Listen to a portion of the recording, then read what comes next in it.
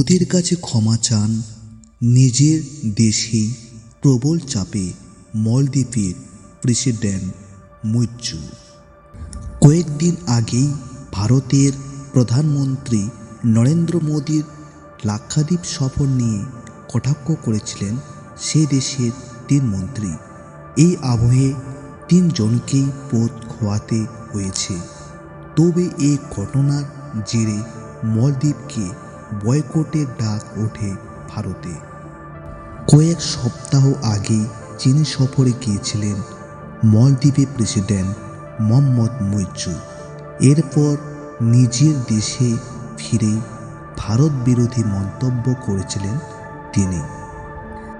তার সেই সব মন্তব্যের জন্য প্রধানমন্ত্রী মোদির কাছে ক্ষমা চাওয়া উচিত বলে মন্তব্য করলেন মালদ্বীপের জমহুরি পার্টি নেতা কাসিম ইব্রাহিম। ভারতের বিষয়ে এই ধরনের মন্তব্য করলে মালদ্বীপের সঙ্গে প্রতিবেশী দেশের সম্পর্ক খারাপ হয়ে যাবে বলে মন্তব্য করেন কাসিম। এই বিষয়ে কাসিম বলেন, কোনো দেশের সম্পর্কে বিরূপ মন্তব্য করার আগে আমাদের এটা মনে রাখা উচিত যে নিজেদের দেশের প্রতি আমাদের একটা দায়িত্ব আছে। বিশেষ করে প্রতিবেশী দেশ সম্পর্কে বাজে কথা বললে তা আমাদের সম্পর্কে চির ধরাতে পারে। সেই কথা বুঝেই এর আগে সোলিও ইন্ডিয়া আউট প্রচারাভিযানকে নিষিদ্ধ করেছিলেন। সেই নিষেধাজ্ঞা তো বাতিল করা হয়নি। এটা করা ঠিকও হবে না। এটা আমাদের দেশের ক্ষতি ডেকে আনবে। আর তাই বলছি, চীন থেকে ফিরে মুইজ্জু যেসব মন্তব্য করেছেন তার জন্য প্রধানমন্ত্রী মোদির কাছে প্রেসিডেন্টের ক্ষমা চাওয়া উচিত।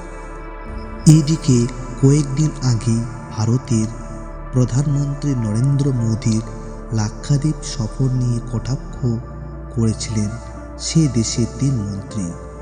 এই আবহে 3 জনকেই পদ খোয়াতে হয়েছে। তবে এই ঘটনার জেরে মালদ্বীপকে বয়কটের ডাক ওঠে ভারতে। এক সময়ে মালদ্বীপে সর্বোচ্চ সংখ্যক পর্যটক যেত ভারত থেকে। সাম্প্রতিক প্রকাশিত রিপোর্টে অবশ্য দেখা যায় সে দেশে ভারতীয় পর্যটকদের সংখ্যা এতটাই কমেছে যে তালিকায় প্রথম 5-এর মধ্যেই নেই ভারত। জানা যাচ্ছে শীঘ্রই মুইজ্জুকে পদচ্যুত করতে মালদ্বীপের সংসদে প্রস্তাব পেশ হতে পারে।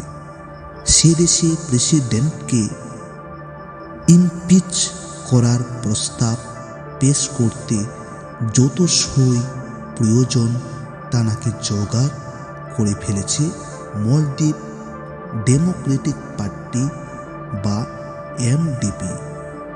প্রসঙ্গত, বর্তমানে মালদ্বীপ সংসদে বিরোধী এমডিপি সংখ্যাগরিষ্ঠ।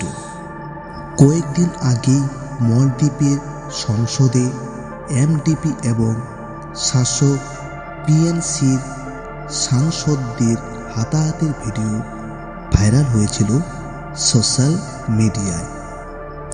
দীর্ঘদিন ধরেই ভারতের সঙ্গে সম্পর্কের টানাপোড়েন চলছে মালদ্বীপে। একদা বন্ধু মালদ্বীপ এখন ভারতের প্রতি বিরূপ মনোভাব পোষণ করে। উল্লেখ্য, প্রাকৃতিক দুর্যোগ এবং মেডিকেল ইমার্জেন্সির ক্ষেত্রে মালদ্বীপকে সাহায্য করতে ভারতের তরফ থেকে সেই দেশকে 2টি হেলিকপ্টার এবং একটি বিমান দেওয়া হয়েছে। তবে সেই বিমান ও হেলিকপ্টার পরিচালনার জন্য সে দেশে ভারতের প্রায় 80 জন সামরিক সদস্য আছেন। ভারতের এই সামরিক কর্মীদের মালদ্বীপ ছাড়ার জন্য আলটিমেটাম দিয়ে বসে আছেন মুইজ্জু। এরই মধ্যে ভারতের দেওয়া বিমান ব্যবহার করতে অস্বীকার করায় সম্প্রতি সে দেশে এক শিশুর মৃত্যু হয়, যা নিয়ে জোর বিতর্ক শুরু হয়েছিল।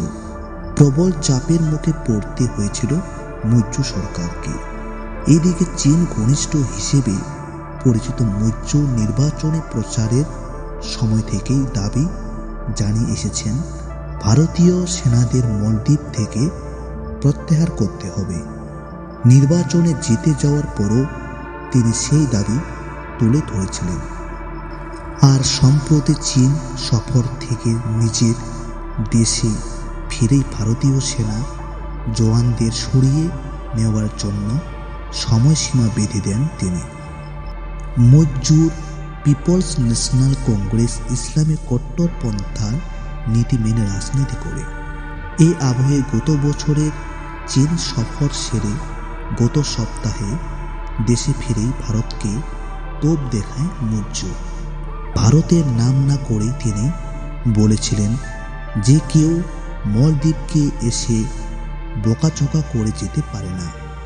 আমরা এই সাগরের ছোট দ্বীপ হতে পারি, কিন্তু আমাদেরও প্রায় 9 লাখ বর্গ কিমির অর্থনৈতিক জোন রয়েছে।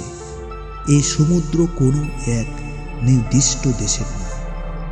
এই সবের মাঝেই আবার রিপোর্টে দাবি করা হয় ভারত সফরে আসতে চেয়েছিলেন মৈত্র, তবে দিল্লি তাতে আগ্রহ দেখায়নি।